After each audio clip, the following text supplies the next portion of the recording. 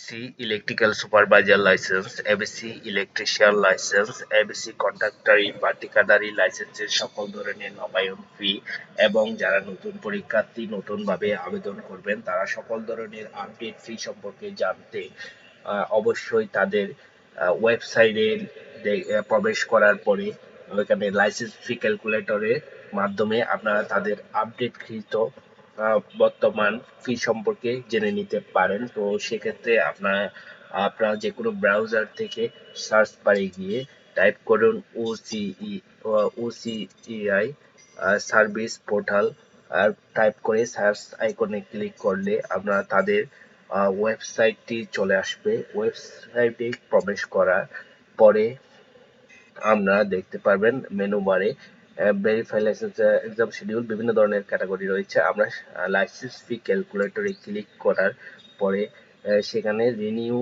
Licence ফি calculator এবং new licence ফি calculator নামে দুটি অপশন দেখা পাওয়া যাচ্ছে। রিনিউ লাইসেন্স ফি ক্যালকুলেটরের মাধ্যমে আমরা নবায়ন ফি সম্পর্কে জানতে পারবেন এবং নিউ লাইসেন্স ফি ক্যালকুলেটরের মাধ্যমে যারা নতুন পরীক্ষা দিবেন তারা আবেদন ফি সম্পর্কে সকল ফি সম্পর্কে আপনারা এখানে জেনে নিতে পারবেন। আমরা একটি দেখাচ্ছি রিনিউ লাইসেন্স ফি। আমরা এবিস লাইসেন্স টাইপ তিন ধরনের হয়। এবিসি লাইসেন্স টাইপ তিন ধরনের হয়, সুপারভাইজার, ইলেকট্রিশিয়ান এবং কন্ট্রাক্টর। সে অনুযায়ী আপনি আপনারটার মতো করে টাইপটা সিলেক্ট করবেন। আমি সুপারভাইজার সিলেক্ট করলাম।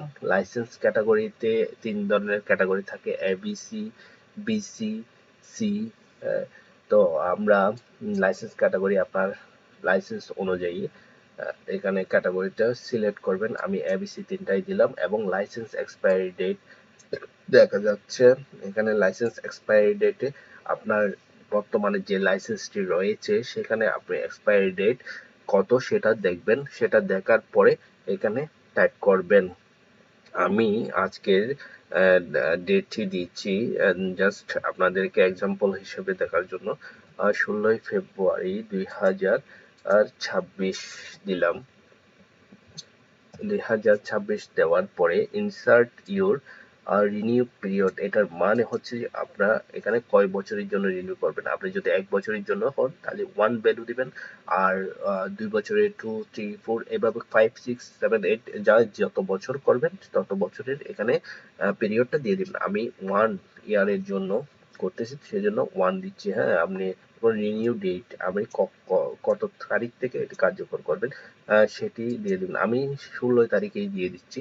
16 তারিখ ফেব্রুয়ারি 2026 দিয়ে দিব। 2026 থেকে রিনিউ ডেট দিয়ে দিব। এখানে সার্চ বারে ক্লিক করে পরে দেখতে হচ্ছে খুব সহজেই এখানে চলে আসছে রিনিউ লাইসেন্স ফি রেজাল্টটা। আমরা যে লাইসেন্স টাইপ সিলেক্ট করেছিলাম সুপারভাইজার দেখাচ্ছে, লাইসেন্স ক্যাটাগরি দিয়েছিলাম এবিসি। আপনাদের যাদের বিসি আছে তারা বিসি সিলেক্ট করবেন, যাদের সি আছে শুধু সি, যারা সি এর জন্য শুধু নবম করবেন তারা সি সিলেক্ট করবেন। হ্যাঁ, আমি তিনটাই সিলেক্ট করছি তো এই জন্য এখানে তিনটাই চলে আসছে। হ্যাঁ, এখানে আপনি লাইসেন্স রিনিউ পিরিয়ডে এখানে 1 দেখা যাচ্ছে। 1 ভ্যালু আমি 1 ইয়ারের জন্য দিয়েছিলাম সেজন্য 1। আপনি চাইলে 5 বছরের জন্য করতে নিলে তাহলে 5 দিয়ে দেবেন, 2 বছরের জন্য হলে 2 দিয়ে দেবেন। হ্যাঁ, তারপর এখানে দেখেন যে লাইসেন্স রিনিউ এক্সপায়ারি ডেট দেখা যাচ্ছে আমরা 16 তারিখ 2026 দিয়ে দিয়েছিলাম। এই জন্য এখানে লাইসেন্স রিনিউ এক্সপায়ারি ডেটটা হচ্ছে। এই এক্সপায়ারি ডেটটা আপনারা কোথায় পাবেন বলেছিলাম, আমরা হচ্ছে যে আপনাদের যে বর্তমানে লাইসেন্স সার্টিফিকেট রয়েছে ওইখানে আপনারা এক্সপায়ারি ডেটটা ওখানে দেখতে পাবেন। ওই এক্সপায়ারি ডেট অনুসারে আপনারা এখানে ভ্যালুটা বসিয়ে নেবেন। হ্যাঁ, লাইসেন্স রিনিউ ডেট, তারপর হচ্ছে license renew date. License renew ডেটটা আপনি কত তারিখ থেকে কার্যকর করবেন সেটা হচ্ছে এখানে চলে যায়। এটা মূলত ওই তারিখটা বসিয়ে দিলে হবে।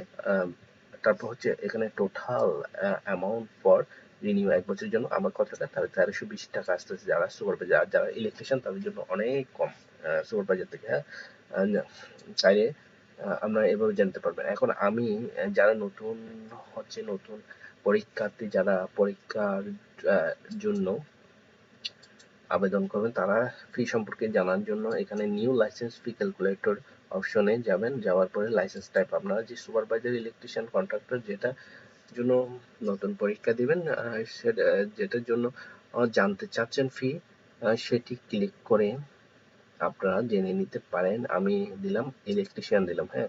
লাইসেন্স ক্যাটাগরি বললাম সি এর জন্য আবেদন করলে সি ক্যাটাগরি, বিএসসি এর জন্য বিএসসি, এ এর জন্য এ, হ্যাঁ, এবিসি তিনোটার জন্য হলে এবিসি তিনোটা। তা আমি এখানে এবিসি তিনোটাই দিলাম।